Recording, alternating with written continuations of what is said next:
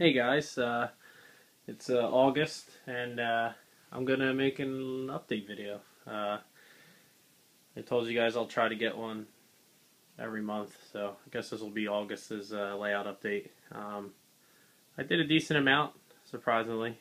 I got my Helix all the way up to the second level. I'll get to that in a second. I gotta go up one more stage to go over that way. I've been doing a lot of custom engine painting and stuff like that, and working on stuff for Thomas on YouTube, TNS Shortline. You guys know him. We have a video war going back and forth, but he's been kicking my ass lately with his video blogs and everything. So I guess I lost that battle, but oh well. Anyways, let's get started. So up over here on the Helix, I got 3 levels so far. I gotta go up one more over there to come around to the side behind me, and then I put a switch in here. I picked up some more track, but of course I ran out. You always run out of track, it seems. So I put a curve switch in there, and then this will go up to the coal mine.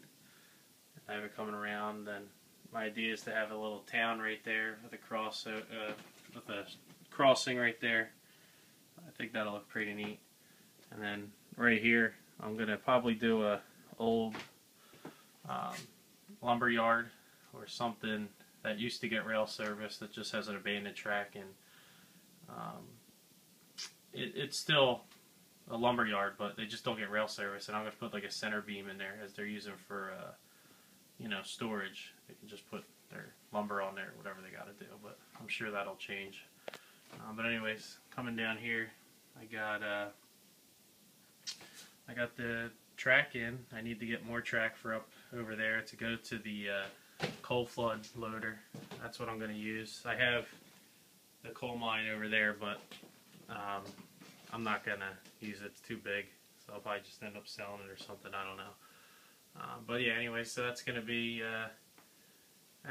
the coal chute, and then I'm going to put a mountain all back in here, and then come around, and then probably do a little mountain right here, like wrap it around into there. And then I want to get those little houses and put like a coal town right there.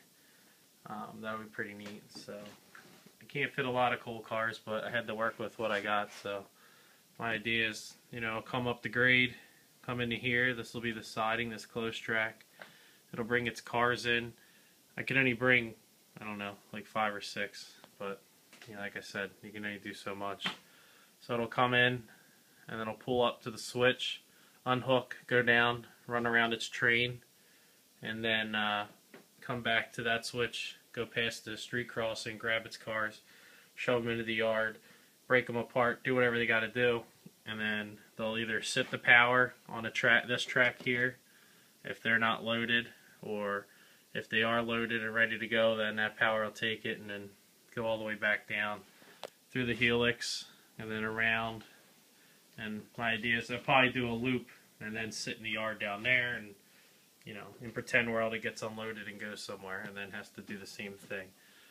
So, but if you guys have any ideas, let me know. But like I said, I can only work with what I got, so squeezing 50 million miles in a 2x6 area is kind of hard in HO scale. So, but I think what I got going will work pretty cool, or pretty good. But I mean, I'll bring up 6 or 5 whatever cars I said, but I'll also have cars in the loaded area or loading area that I'll have to shift out and grab and whatever else I got to do there.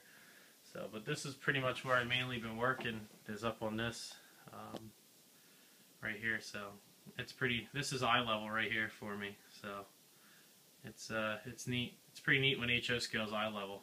It looks pretty real. So, but other than for the layout update, that's pretty much it. I bought some new stuff I'm going to show you right now, and that's pretty much it for this video. So let's see the new stuff.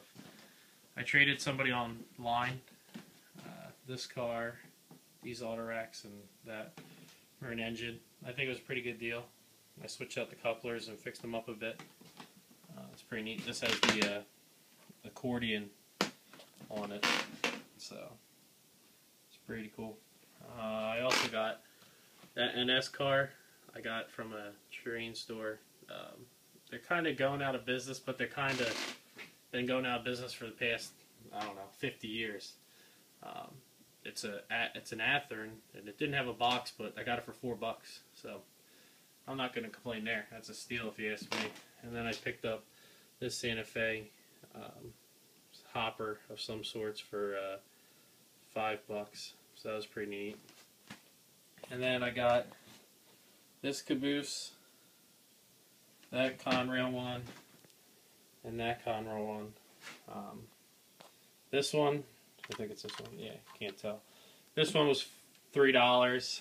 Same with that one. I got it at the same place, and then this is an Athearn ready to roll one, which is $15. But you know, side by side for $4, for this one being $15 and that one being $4, and I added glazing in the windows. You can't really tell, you know, what the one was more expensive. Of course, I got to paint the little irons up there, but other than that, you know, I think they look pretty neat. But there's some of my cabooses. I picked this one up too for like $3. It actually matches my my BNSF unit, wherever that is up here. The same paint scheme. So that's pretty neat. Sorry for moving around so much. But anyways, over here are some of the engines I'm working on, my new engines, and that's pretty much it. But anyways, so here's my Southern Heritage I got. I'm sure you guys all seen videos of it running and all the bells and whistles. Really cool. I got the Pennsylvania, and I got the what one? Conrail left to get. But I'm sure you guys are aware of this, but see these little, right here and here? If you guys are anal about detailing, don't pick it up right here because they'll snap off. They're little lift rings, you know. Usually grab it by the fuel tank like everybody else does. So there's that one. And then I got the Lehigh Valley, and of course I had the Interstate before.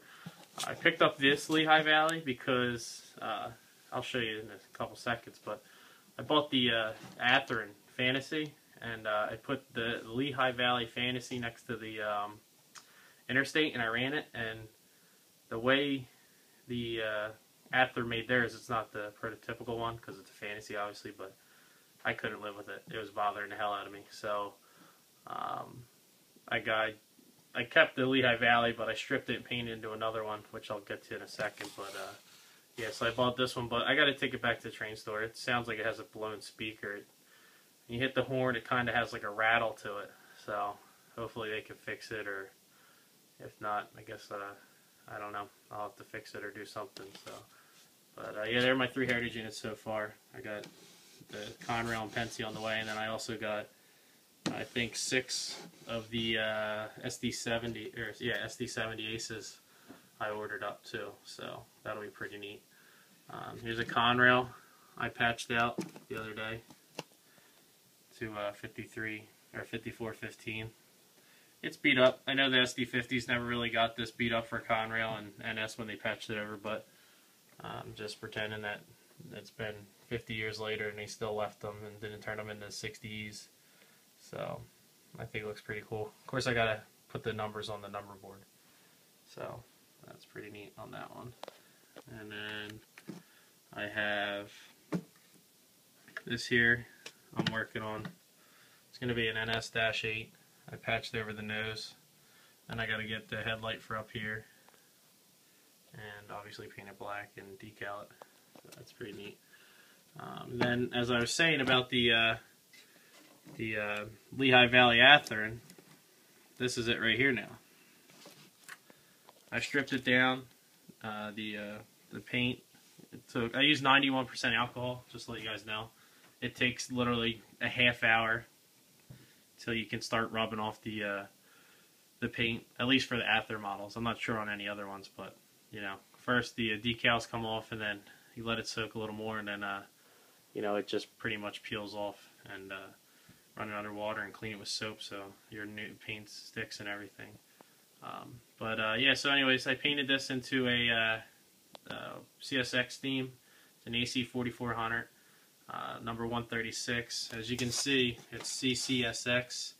I don't know the reason why this engine got like this. I'm thinking somebody had a bad day at work, or CSX just didn't pay the guy or something, because if I didn't get paid, I would do the same thing. But I don't know how this rolls off of a assembly line with a double C, and then on the other side it's a double X. And here's the other side.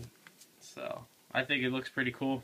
That's the reason I did it. Everyone's asking me why, and truthfully, I like to do stuff that you can't buy at the store. You can't buy this anywhere at the store, and I'm sure you can find it on eBay, but for an arm and a leg. But yeah, so it looks pretty neat. I got to put the number boards on. I still got to do the windows, and it's actually not the same cab. I had an extra cab laying around. The cab that the Lehigh Valley had was the headlights are up here, and on the CSXs they're on the nose. So I still have the Lehigh Valley cab, but it's an Athearn cab, so everything's pretty much interchangeable. The window glazing and everything like that will fit in there, and I gotta pick up grab irons for the nose and put them on. So, but yeah, I like it. It's pretty neat. It was definitely a fun project. Of course, I'm not done. I gotta do a lot of detailing to it and still weather it, so looks a little better than clean. So, but yeah, it was pretty neat. And then I don't know if any of you guys follow on Facebook or whatever, but this is my my other custom project that's pretty much on the back burner. It's a SD45. It's going to be painted in NS. It's a Fantasy. It has a 70M cab on it, I think it is, or a Canadian cab, safety cab. I'm not 100% sure which one it is, but it's one of them. But so it's an SD45-2W, I guess it would be, or CW, or M-2. I'm not sure how I'm going to label it, but I got the ditch lights on. And I got to, as you can see, I'm doing a lot of patching of the cab and stuff that stands out. That's why I painted it this gray. It'll make everything pop instead of a dark color. It has DCC in it.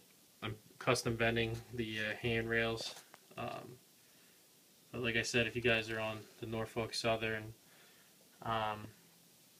Facebook page, which I highly recommend if you model Norfolk Southern, that's a sweet page to be on. A lot of sweet custom work gets done on there. But this is where I've been posting it a lot. So, but yeah, I think it looks pretty neat.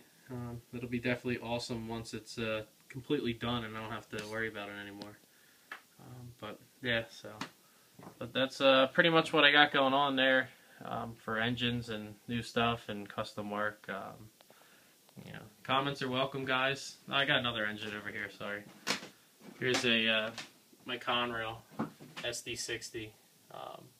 I picked up for I think like $40 or something. It was damaged.